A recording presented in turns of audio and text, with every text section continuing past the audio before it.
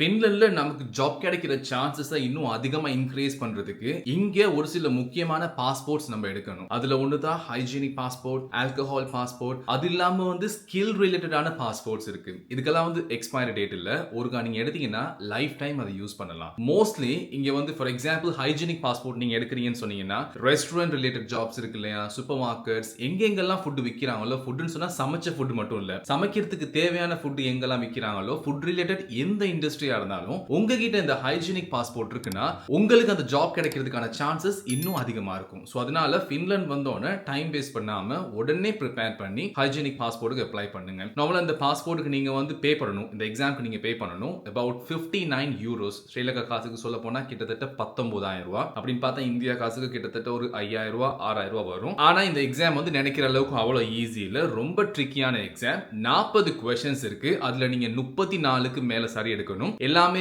True falls போட வேண்டிய questions தான் இருக்கும். ஆனா நீங்க சும்மா கண்ண மூடிட்டு ஹைஜீனிக்னா என்னடா கேட்ற போறானுங்க, சும்மா ஏதோ சுத்தம் சம்பந்தமானதா இருக்கும், இல்ல நான் எப்படி அதுக்கு பிரிகாஷன்ஸ் ரெடி பண்ண வேண்டியதா இருக்கும் அப்படின்ட்டு நீங்க ப்ரிப்பேர் ஆகாம போனீங்கன்னா கண்டிப்பா நீங்க 40க்கு ஒரு 20 கூட வாங்க மாட்டீங்க. அவ்வளவு டஃப்பான எக்ஸாம். எல்லாமே ரொம்பவே ட்ரிக்கியா இருக்கும். ஒருவேளை ட்ரூவா இருக்குமோ, ஒருவேளை ஃபால்ஸா இருக்குமோ அப்படிங்கிற அளவுக்கு நம்மள ரொம்ப யோசிக்க வைக்கும். 40 கேள்வி 45 நிமிஷம். அங்க ஒரு பேப்பர் கொடுப்பாங்க. சிஸ்டமேட்டிக்ல பேப்பர் கொடுப்பாங்க. அந்த பேப்பர்ல நீங்க சரி பெல போட்டு உங்களோட அட்ரஸ் டீடைல்ஸ்லாம் போட்டீங்கன்னா சரியா 2 to 3 வீக்ஸ்ல உங்க வீட்டுக்கு ரிசல்ட்ஸ் அனுப்பிடுவாங்க.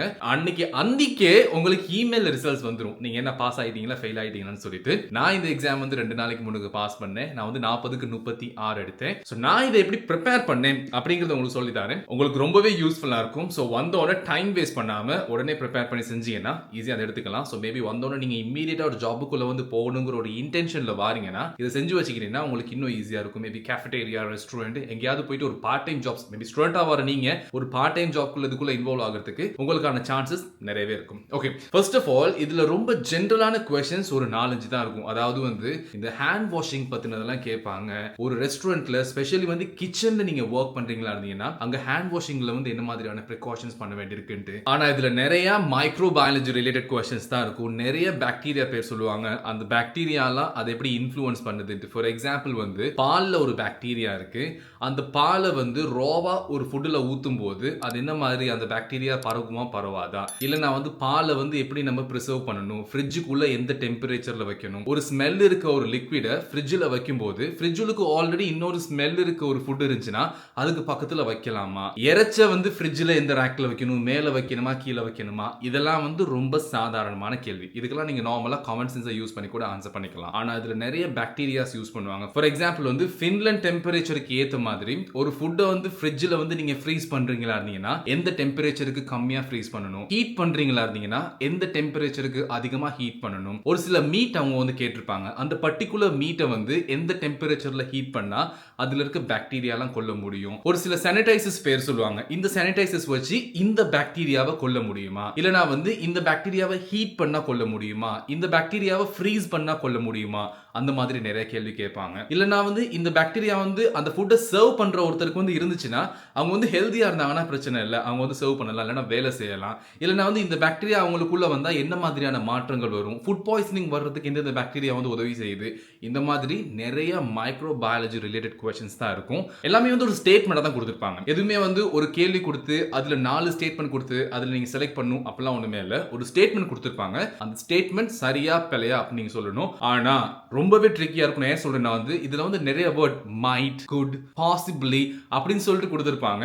உங்களுக்கு ரொம்ப கன்ஃபியூசிங்கா இருக்கும். ஒருவேளை இருக்குமோ இல்லைன்னா ஒருவேளை இருக்காதோ. ஒரு கேள்வி நான் ரொம்ப நேரமா யோசிச்சுக்கிட்டு இருந்தேன். ட்ரைட் ஃபுட்ல இந்த பாக்டீரியா இருக்கிறதுக்கான சான்சஸ் ரொம்ப கம்மி அப்படின்னு சொல்லிட்டு. இப்ப நான் படிச்ச வரைக்கும் ட்ரைட் ஃபுட்ஸ்ல அந்த பாக்டீரியா இல்ல.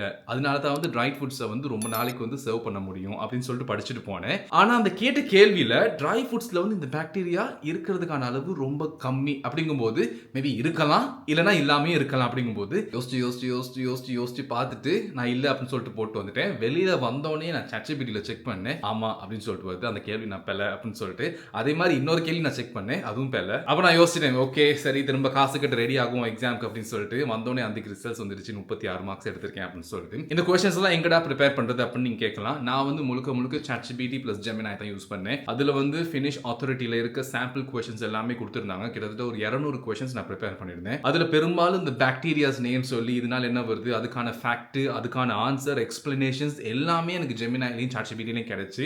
ஸோ அப்போ தான் வந்து எனக்கு ஒரு ஐடியாவே வந்துச்சு, ஓ இந்த எக்ஸாம் இந்த மாதிரி தான் இருக்கு போல அப்படின்னு சொல்லிட்டு. ஸோ கண்டிப்பாக வந்து நீங்கள் சாட்ஜிபிடி ஜெமினா யூஸ் பண்ணுங்க. மேபி ஆன்லைனில் வேற எதுவும் பேஜஸ் இருக்கா, இல்லைனா அவங்களோட அஃபிஷியல் வெப்சைட்ல இது பற்றி எதுவும் எக்ஸ்பிளைன் பண்ணியிருக்காங்களான்ட்டு நான் பெருசாக டீட்டெயிலாக விசாரிக்க போகல. நான் முடிஞ்ச வரைக்கும் சாட்ஜிபிடி ப்ளஸ் ஜெமினா யூஸ் பண்ணேன். ஸோ எவ்வளோ நாள் நீ ட்ரெயின் பண்ண அப்படின்னு கேட்டிங்கன்னா, சரி நான் 2 நாள் தான் ட்ரெயின் பண்ணேன். நான் நல்லா ப்ரிப்பேர் பண்ணேன், எக்ஸ்பிளனேஷன்ஸோட சேர்த்து நான் ப்ரிப்பேர் பண்ணேன், சும்மா மனப்பாடம்லாம் பண்ணிட்டு போகல. அப்பையும் கூட எனக்கு நான் படித்த கொஸ்டின்ஸ்ல ஒரு 10 to 20% தான் வந்துச்சு. பட் ஆனால் எனக்கு ஒரு நாலேஜ் இருந்தாலும், ஒரு ஐடியா இருந்தாலும், ஓ இந்த மாதிரி தான் வரப்போகுதுன்னு தெரிஞ்சனால கரெக்டாக ரொம்ப யோசிச்சு பண்ணேன். எனக்கு சரியா 35 to 40 நிமிஷம் போச்சு எக்ஸாம் செய்ய. கரெக்டாக நீங்கள் ட்ரை பண்ணீங்கன்னா, சரியா ப்ரிப்பேர் பண்ணீங்கன்னா ஒரே எக்ஸாமில் 1 ஷாட் முடிச்சிடலாம். எனக்கு தெரிஞ்ச ஒருத்தர் வந்து 40க்கு 30 தான் எடுத்திருக்காரு. திரும்ப எக்ஸாம் செய்யணும்னு சொல்லிட்டு இருக்காரு. ரொம்ப ஃபெடப் வேற ஆயிட்டாரு. ஸோ அதனால காசும் அநியாயம், டைமும் அநியாயம்.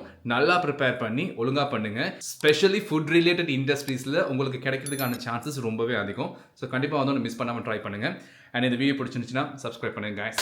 See you.